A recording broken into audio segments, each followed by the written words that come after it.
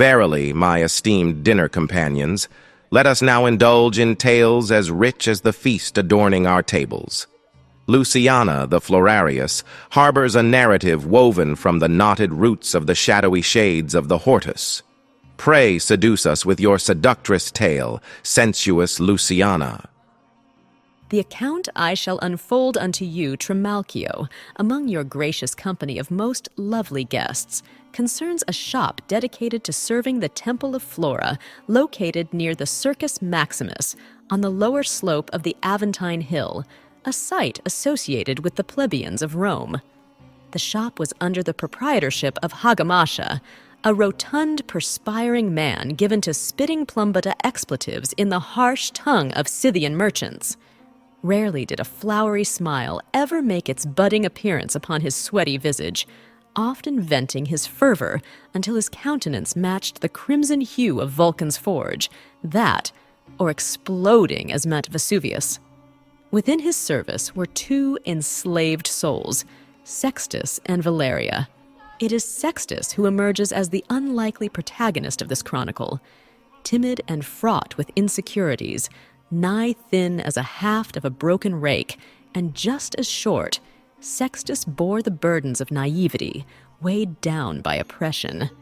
Yet, despite his shortcomings, he attempted to project an aura of benevolence and good intent. Ah, Valeria. She was the means by which Hagamusha crudely managed as a mere attraction to hook lusting senators into his shop, standing statuesquely blonde of exotic Germani stock behind a dryad counter of oak, wearing nothing more than a low-cut short tunic revealing ample cleavage and shapely pilum legs. She towered over Sextus, whom worshipped what he saw as a heavenly crack of lotus delights above him, possessing the body and countenance of Pygmalion's Venus, whose hair was bedecked with hyacinth flowers. Yet sadness lay behind her bright, floral smile, for she was bereft of any erudition, ensnaring her in a quagmire of low self-worth, feeling herself foolish and duly considered so by others, as well as being equally besieged by despair, owing in no small part to an affliction of an abusive suitor, the legionary Crassus, who reveled in sadism, having a murderous liking for scaring off any suitors vying for the favor of Valeria or meeting a grim fate at his hands. Sextus endeavored to liberate Valeria from her grim fate, for she stood as the secret paramour of his heart. Yearning to unshackle her from such adversities, Sextus sought to attain the floral crown of Flora so as to one day win her love during the festival of Floralia, which would also bring him fame and fortune, whereby becoming an important asset in the humble establishment of Hagamusha. If Sextus had revealed to any other soul about his intent, they would have most assuredly seen him as having desires far beyond his station. But Sextus had a secret plan to achieve his goal. Hagamusha's shop was once owned by Claudius, the one-time Flamen Florialis of the Temple of Flora, who had sold it to Hagamusha. After acquiring the shop from Claudius, Hagamusha invested all his money, to the very last drop of coin, into the shop, seeing its business as a surety of a moneymaker, since the shop was situated in an alleyway, having the perfect climate to preserve flowers amidst the argumentative weather of Rome. But it quickly became a dilapidated emporium of Flora. Its fortunes waned due to the ominous shadow cast by a protection racket run by Crassus, which led to Hagamusha cursing Claudius's name, realizing Claudius wanted a way out, fleeing elsewhere more financially lucrative with Hagamusha's fat purse in tow. Sextus, in an unfortunate misstep, botched a floral arrangement intended for the highly educated Sibylline, the intellectual spouse of an affluent senator she often nagged. The mishap occurred shortly after Sextus was threatened by Crassus, making him fumble his job. This grievous error incited Hagamusha's wrath, prompting severe retribution upon his hapless slave. Seeking to sway Hagamusha's harsh judgment, Sextus was forced to reveal his secret plan, telling of an exotic plant he had nurtured from seeds bestowed upon him by a sorceress sourced from the ashes of Pompeii. This verdant offspring Sextus had named Viridania, which held sway over his hopes. When the plant was unveiled to Hagamusha, wonder and horror both befell him, for he knew not what species it was, apart from it perhaps being akin to that of a carnivorous butterwort, more so resembling an infernal creation, the sight of which of a throbbing open wound struck terror deep within. Sextus proffered the notion that the ghastly appearance of Viridania might allure the populace, beckoning them to marvel. Hagamusha, swayed by Sextus's proposal, grants him until the next full moon for the revival of the plant, since this plant of the night naturally feared light, requiring its throbbing mass to be placed within the depths of the shop's cellar. Common nourishment failed to sustain Viridania, yet by a happenstance prick of Valeria's finger, Sextus stumbles upon a revelation. The plant craved the sanguine essence of a maiden. Thus, nourished by Valeria's blood, Viridania burgeons, and as it did so, Viridania starts to issue a musky scent, which attracted the feminine populace. Drawn by the scented allure of the plant, their gathering numbers, both patrician and plebeian, swell into the establishment, whose very beings are enraptured by Viridania's cellar presence, which led to the coffers of the shop overflowing with coin. Hagamusha could not fathom why he and other males could not smell the issue of the plant, which of an aphrodisiac air incited the women into a sexual frenzy in a moment of whimsy amongst their groping throng of grasping and caressing hands, and perhaps that of self-indulgence. He bids Sextus to address him as father, parading Sextus as his progeny before captivated female patrons swooning over Viridania. Ere long, Viridania acquired the uncanny ability of speech, which of an ethereal voice only Sextus could hear, whose infant cries demanded sustenance. But understanding the ever-hungry demands of the plant, Sextus could not aid an exhausted Valeria who was in the arousing presence of Viridania much of the time. She quickly became enfeebled, ailing from the continual sensual arousal and bloodletting. Valeria beseeched Sextus to desist, unable to further satiate the plant's insatiable appetite. Thereafter, Valeria's denial of her leached blood gave birth to desperation and despair, which seized Sextus's soul as he witnessed Viridania's rapid decline, its harrowing cries for more blood echoing within his torn mind. Fearing retribution from Hagamusha, he fled the shop, consumed by trepidation, taking to his donkey-drawn wagon in order to escape Hagamusha's wrath. While collecting manure from off the nocturnal streets of predatory whores, shoveling the shit of Rome into his fetid wagon, he sought to find a modicum of solace. But in a fit of anguish, he unwittingly felled a drunken harlot with a hurled stone, prompting a futile attempt to conceal her unconscious body from the vigilant night gaze of the patrolling vigiles. Ridden with remorse, Sextus, in a macabre twist, conceived of a dreadful notion, which came to mind as he looked upon the bloodied brow of the harlot, to offer the unconscious woman as sustenance to the ailing Viridania. Thus, ensnared in a web of moral quandaries, Sextus confronted the abyss, teetering on the precipice of his own undoing. As fate would have it, Hagamusha had covertly returned to his emporium, wherein of a secret enclave of the cellar he had stashed away a collection of erotic pottery. When setting about engaging in what lone men do with idle hands, he was interrupted by the orgasmic groans of a woman. To his clandestine surprise, he espies Sextus through a crevice in the cellar wall, observing him feeding the fallen harlot to Viridania. Aghast, he witnessed the ravenous plant voraciously consuming the naked woman alive as its writhing prey, whose orifices were being systematically impregnated by slimy, snaking roots and entwining tendrils issuing forth digestive juices, before her aroused body, slick with its ulcerous ichor, was consumed by the jagged-toothed vaginal maw of the plant. Hagamusha was horrified by what he had witnessed, who contemplated informing the vigilant vigiles. Yet the growing queue of enraptured female patrons outside his establishment the following day stayed his tongue. Remaining reticent, he otherwise confronted Sextus, though concealing his spied knowledge of Viridania's unusual sustenance. With each passing moment, Sextus's disquiet mounts as he discerns Hagamusha's discernment of the truth. In a fit of tormented fury, Hagamusha goads Sextus into apologizing to Sibylline, who at that very moment had entered the shop wielding a spiked scourge. Sibylline harbored ill feelings toward Sextus, seeking retribution for her ruined flowers. She intended to flog him to death. In the ensuing altercation, Sextus inadvertently brings about Sibylline's demise when wrestling her down the stone steps into the cellar, where she breaks her neck.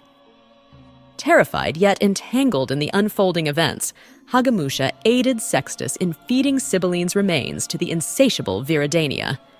Alas, the disappearance of a senator's wife did not escape the policing gaze of the bumbling cohort's Urbane tribune, Calidorus, and his wisecracking centurion, Pseudolus, who turned their investigative gaze towards looking into Sibylline's mysterious disappearance, casting a shadow of inquiry upon the already tumultuous affair. As Calidorus and Pseudolus set about searching for clues to aid the Vigiles Urbani, discovering Sibylline's whereabouts, Viridania attained towering heights within the cellar, for the plant had rapidly burgeoned upon its victim's flesh, enriching bloody buds readying to unfurl, marking the time of the Floralia Festival and its 6 days of Ludi Florae, whose games involved prostituting gladiatrices fighting each other, enticing Hagamusha to put his bets on the gladiatrix, Maxima Gluteus, winning in the floral arena. A few days earlier, a flamboyant, flowery priest from the Arval Brethren serving the revered temple of Flora visited Hagamusha's shop. He was ecstatically impressed by Sextus's plant, who, upon leaving, considered Viridania as being Flora's blessing upon Rome. While the priest hurriedly returned back to Hagamusha's shop, heralding Sextus's forthcoming accolade during the Floralia, he bumped into Calidorus and Pseudolus, sniffing around for clues, who overheard the priest declaring his intent to again return once the plant's blossoms revealed their floral splendor. Sextus, emboldened by his newfound fame, planned to win over Valeria's heart, who asked her to indulge in a romantic rendezvous with him. Both left the shop, hand in hand, leaving Hagamusha tethered to his emporium, who was vigilantly wary of Viridania's hunger for female sustenance. As the day waned, Hagamusha found himself ensnared by the gladiatrix prostitute, Maxima Gluteus, who, under the guise of a patron, was aware of Sibylline's visit to the shop, out of whose innards Sibylline did not exit, seeking to exploit what she presumes to be the truth, from which to profit, or to otherwise inform Calidorus and Pseudolus about what she knew. However, Hagamusha was quick to employ his Scythian guile. Deceiving the blackmailer, he directed her towards the cellar, where she became sexually intoxicated by Viridania's scent.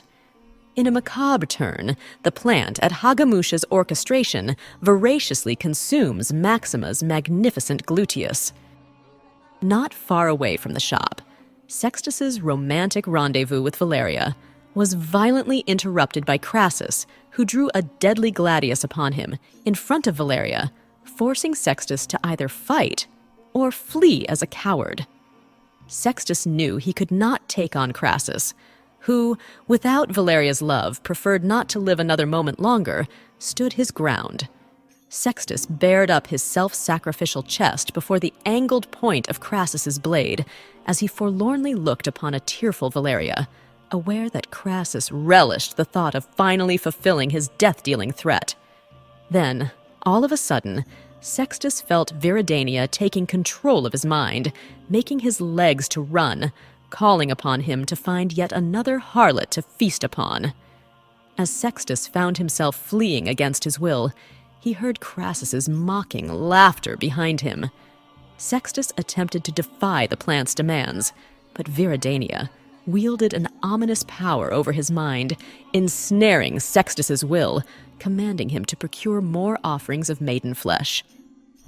Adrift in the nocturnal labyrinth of streets, Sextus mindlessly subdued another unfortunate woman who proceeded to deliver her wagon-borne body to the plant's insatiable maw. Meanwhile, Valeria, who had been beaten black and blue by Crassus, is oblivious of the unfolding horror. Bloodied by Crassus's sadistic fists, she ventured into the shop after Hagamusha left, who decides to take her own life by sacrificing her slit-wrist blood to the carnivorous plant. She quickly discovered that it wanted far more than just her offering of blood, which first played with Valeria as does a cat with an upended mouse before becoming Viridania's tragic meal. Sextus, unaware of Valeria's self-sacrifice, returned back to the shop with Viridania's next victim. After feeding the plant, as the sun arose hearkening in Flora's day, he looked around for Valeria, coming to the conclusion she was hiding from Crassus, who would otherwise turn up at his crowning event during sunset. Amidst the baffling disappearance of Cybele, Calidorus and Pseudolus were led by a series of clues to grace the sunset revelry honoring Flora at the shop. Here, Sextus was to be honored with a crown of flowers by the Arval brethren when Viridania's buds were poised to blossom. As the flowered attendees gathered in awe, witnessing the buds unfold, a ghastly revelation emerged. Within each bloom resided the visage of one of Viridania's numerous female victims, a haunting testament to the plant's sinister appetite. When Sextus saw Valeria's face amongst the blooms, he felt his entire life being crushed. As the horrific tapestry of events draws to the point of closure, Calidorus and Pseudolus, with dawning clarity, identified Sextus as the murderous perpetrator. A frenzied pursuit ensued as Sextus, hounded by the relentless Vigiles, fled the scene on his unfettered donkey. Through cunning of swiftness, he eluded his pursuers, intending to kill Viridania for taking Valeria away from him. Returning back to the now deserted Emporium, Sextus confronted Viridania. Not long afterwards, Hagamusha and Crassus barged their way into the shop. An inebriated Crassus had his sharp sword drawn behind Hagamusha's back, who made their way to the cellar. Crassus wanted to kill Sextus. He believed murdered Valeria.